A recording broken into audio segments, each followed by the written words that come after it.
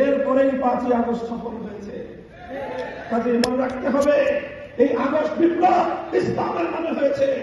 এই আগস্ট বিপ্লব আল্লাহর কাছে ফরিয়াদ জানিয়ে হয়েছে।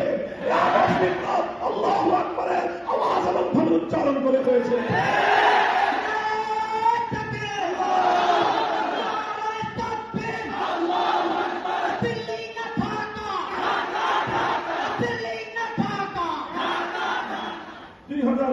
সালের ছাত্র জনতার অভ্যুত্থানের মাধ্যমে তার বিভাজনের রাজনীতি পরাজিত হয়ে বাংলাদেশের মানুষ থেকে আবার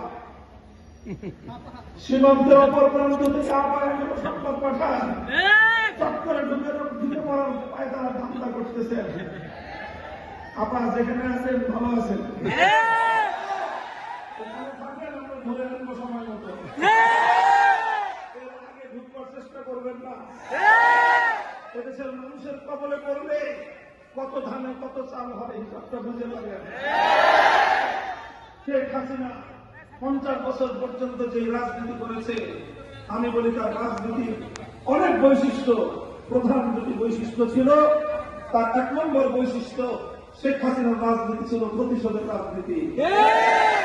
75 সালে তার বাবাকে কেন খুন করেছিল মানুষ, কেন অভ্যুত্থান হয়েছিল 15ই আগস্ট, সে কথা তিনি ভুলে গেছেন। তিনি সাদা মায়ের বুক খালি করেছিল বাকশালীরা। বাংলাদেশের মুক্তিযুদ্ধে এত মানুষ মনে নাই।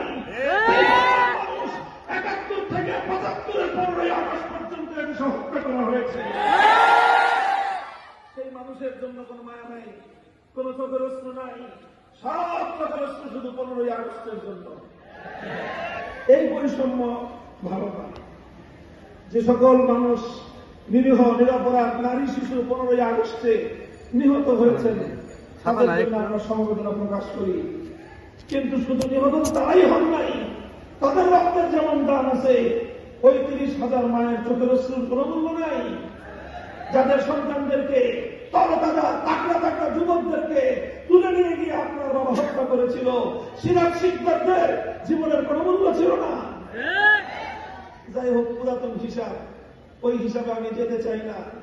15ই আগস্ট এই অভ্যুত্থানের পর শেখ হাসিনা আন্তর্জাতিক গণমাধ্যমে বলেছিলেন যে জাতি তার বাবাকে খুন করেছে, হত্যা করেছে, তিনি সেই জাতির কাছ থেকে প্রতিশোধ গ্রহণ করবেন। এই ঘোষণার পর 1975-এর 15ই আগস্ট থেকে 2024-এর 5ই আগস্ট, এই 50 বছর শেখ হাসিনা বাংলাদেশে রাজনীতি করেছেন। শেখ হাসিনার এই রাজনীতিটা ছিল প্রতিশোধ গ্রহণের রাজনীতি। তিনি প্রতিশোধ নিয়েছেন বাংলাদেশের জনগণের কাছ থেকে, তিনি প্রতিশোধ নিয়েছেন বাংলাদেশ নামক রাষ্ট্রটার কাছ থেকে। এই দেশটাকে তিনি স্বাধীন রাখতে চান নাই। দেখেন না, কথায় কথায় বলতো বিদ্যুৎ দিয়েছি, বেশি কথা বললে বিদ্যুতের সব সুইচ বন্ধ করে ঘরে বসে থাকবো। বলতে মোবাইল ফোন দিয়েছে কে? মোবাইল ফোন দিয়েছিলেন, উনি বাংলাদেশে ইন্টারনেট দিয়েছিলেন। সারা পৃথিবীর মানুষ যখন মোবাইল ব্যবহার করে অগ্রসর হয়ে গেছে, বাংলাদেশের এক জনগণকে উনি মোবাইল দেন। এই ছিল ওনার ভাবখানা। পদ্মা সেতুটা মনে হয় যে ওনার বাপদাদার টাকা দিয়ে উনি বানিয়ে দিয়েছিলেন। এই অবস্থা করতেন। এই অবস্থা করে তিনি এই বাংলাদেশটা সম্পর্কে তার ধারণা এটাই ছিল, বেশি বাড়াবাড়ি করবা, বাংলাদেশটাকে ভারতের অঙ্গরাজ্য বানিয়ে দিব। এটা ছিল তার রাজনীতি। এজন্য ভারতে গিয়ে তিনি মাথার মধ্যে তিলক করেন। সেখানে তাকে মুখ্যমন্ত্রীর ঘোষণা দেওয়া হয়, তিনি মুসকি মুসকি হাসেন। বাংলাদেশের মানুষ সেদিন বলে দিয়েছিল, বাংলাদেশের ক্ষমতার মস্তকে আমরা স্বাধীন আত্মমর্যাদা সম্পন্ন প্রধানমন্ত্রী চাই, তিলকমালী মুখ্যমন্ত্রী দেখতে চাই না।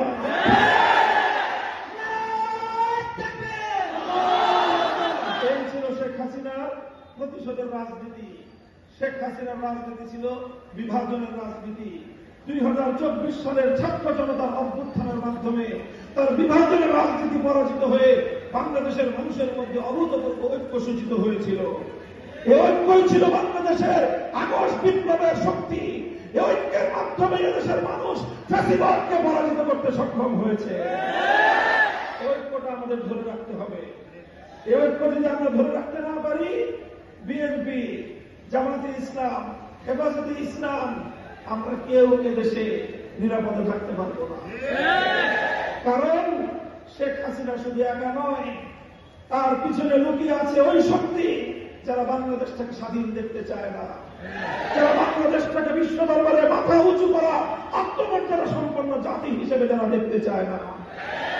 সংগ্রামী সাথী ও বন্ধুগণ, তাই আমরা পরিষ্কার ভাষায় বলতে চাই, অন্তর্বর্তীকালীন সরকারের কাছে আমি দাবি জানাবো, গতকালকে গোপালগঞ্জে যে ঘটনা সংঘটিত হয়েছে 24 ঘন্টার মধ্যে তার প্রকৃত দোষীদেরকে গ্রেফতার করে বিচারের কাঠগড়ায় দাঁড় করাতে হবে।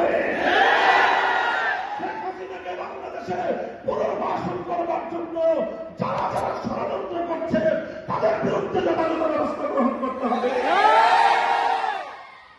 সংগ্রামী সাথী ও বন্ধুগণ, এভাবে যদি আমরা পথ চলতে পারি, ইনশাআল্লাহ এই বাংলাদেশ স্বাধীন হয়েছে, এই বাংলাদেশকে আর কেউ দাবায় রাখতে পারবে না।